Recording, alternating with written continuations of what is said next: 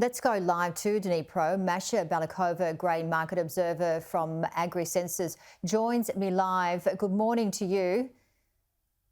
Good morning. So you're in Dnipro. You're about 80 kilometres from the nuclear plant. It's about 8:20 a.m. where you are. Can you describe what is going on at the moment?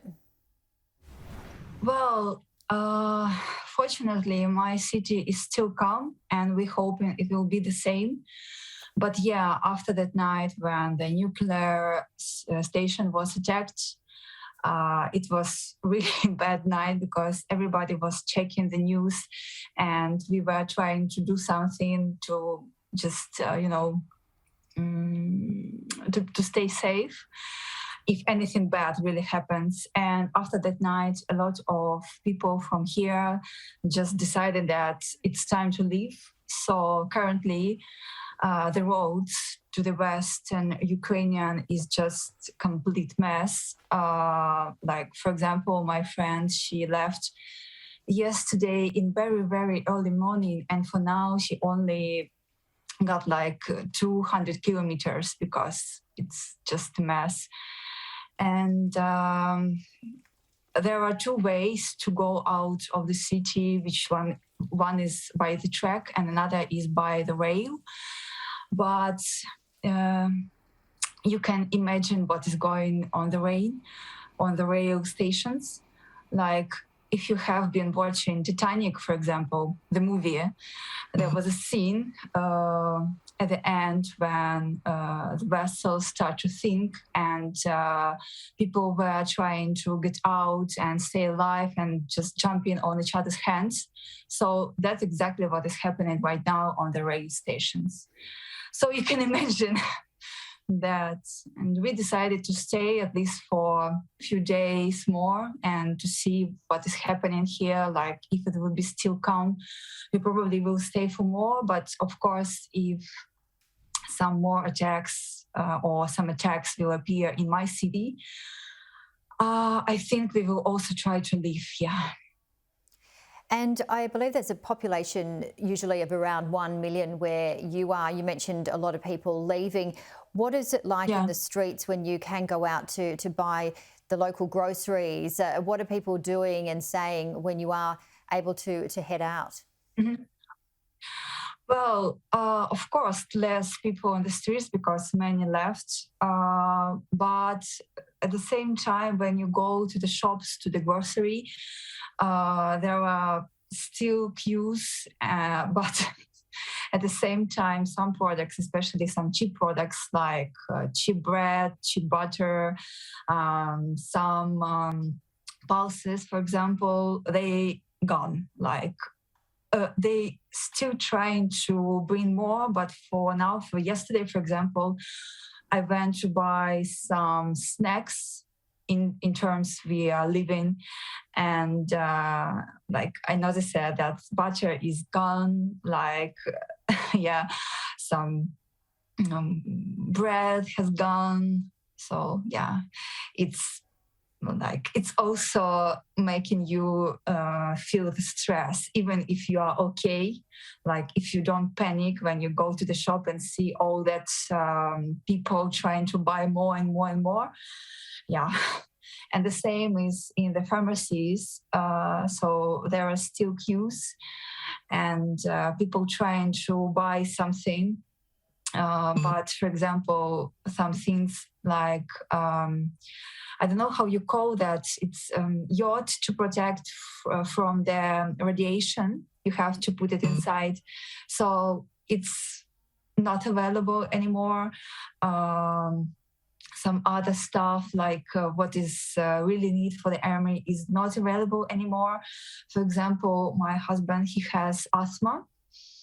And I was trying to buy him this, please help me, for asthmatic, this thing to keep breathing. So it's also not available. And I asked if it's possible that they will just bring in weeks. And they say there are no promises for that. So we're happy that we still have ones, but it's not for always, Yeah, so supplies certainly sound like they're running out. And in terms of President Putin, what are you and people around you saying that he wants? Because we are hearing different stories, but what's your take on what Putin wants? Well, there are few views on our side as well. One view is that they want to make the corridor between on the road, on the ground, between Russia and between the Crimea, because for now they only have waters and only one bridge. But now they want to have some corridor on the ground.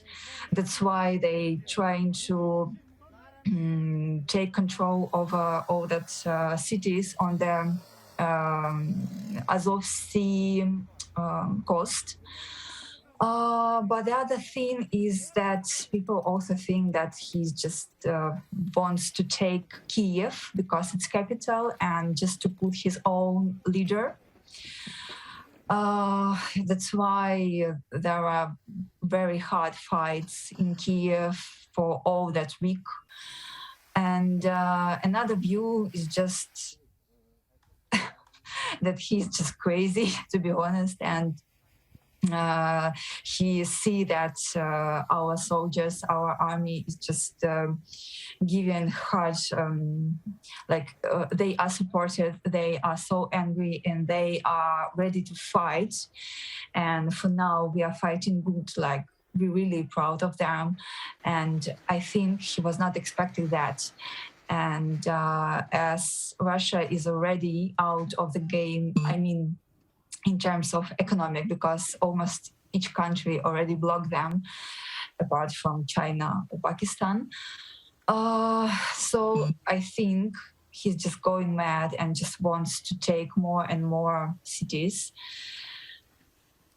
I don't know, really. I wish somebody would know what he's thinking and what he will do next, but it's just views on our side. Yeah, absolutely. Well, but that's what we're hearing. Yeah, sorry. Yeah, that's what we're hearing as well. If we knew what was going on in his mind, and we're going to have to wrap it up fairly soon. Sorry about that, Masha. But in terms of the economy, I know you look at the economics of wheat and certain exports and commodities and so forth. How is it impacting the world at the moment? It's impacting hardly because Russia and Ukraine are both now out of the game in terms of the grain supplies, because all the Black Sea where we loading our ships and Russia also loading its ships, they are blocked because there are fights and there are some messages that there are some mines even. And you can imagine that because Russia and Ukraine are around 30% of the world's export of grains.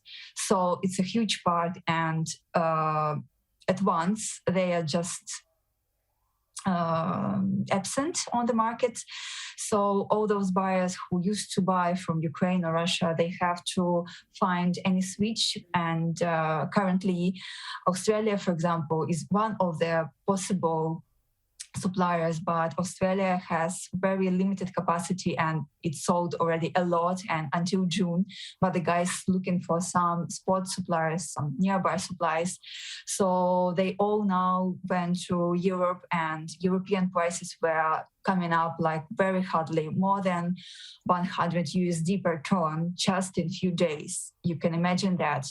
And of course, there is another concern about that, is that currently, just in a week, it would be the start. It has to be the start of the spring campaign, and in Ukraine, it's just impossible to do that. So we are not sure what will be the harvest and if we will be able to do any export, even if this war will stop in months, for example. So that's another concern, and that's why the prices are increasing. Yeah, we're seeing so much at the moment. Yeah, absolutely. And you say, as you say so correctly, even if it stops now, it's going to have ramifications for many months, possibly years ahead. We unfortunately have to wrap it up, Masha, but you're incredibly calm and you've just really painted the picture for us. But we do wish you so much positivity and safety, because it's such a very scary time for you. But thank you so much, and we look forward to touching base with you very soon. Thank you. Thank you.